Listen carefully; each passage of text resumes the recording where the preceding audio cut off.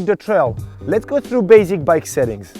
As you may know, all mountain bikes come with a different amount of suspension travel. From 4 to 6 inch, the bike will provide you a different level of performance in uphill and downhill. The handlebar width is pretty important.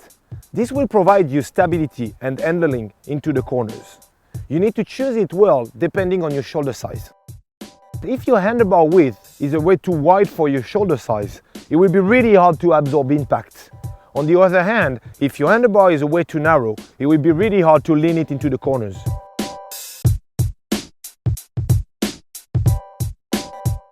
The height of the handlebar is more relative to comfort.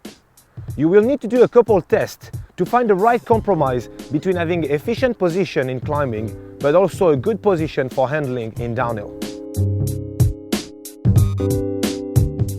I personally choose to ride with a really short stem for better handling in downhill.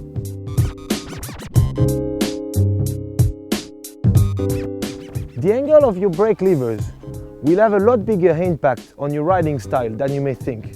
If your levers are set too low or too high, this will put too much stress onto your wrist. You need to make sure that you find the right compromise to find comfort, but also to better absorb impacts.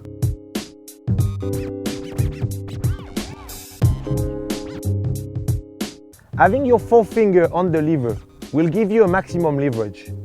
The mistake that many riders do is to have the lever too close to the handlebar grip.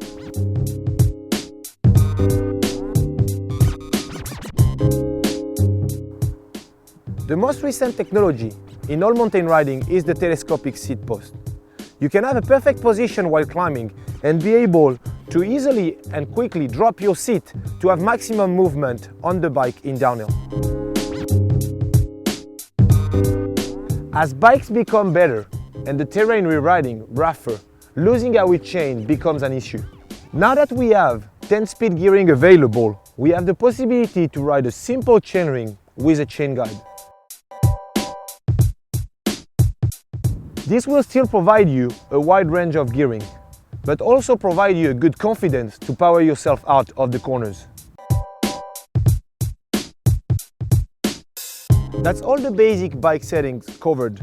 Now let's go talk about riding.